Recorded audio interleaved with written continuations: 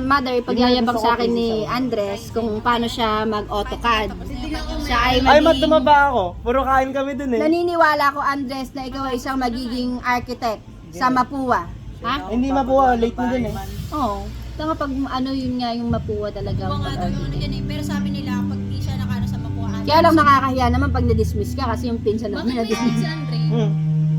Ayun, Ay, naglag na. Hindi kaya ng laptop eh. Ay, oo. Maano kasi ang AutoCAD, matindi sa memory yan. Ayun o, shutting down. Pero nito ako. Kapag out of memory. Wala na. Bantay-bantay yan.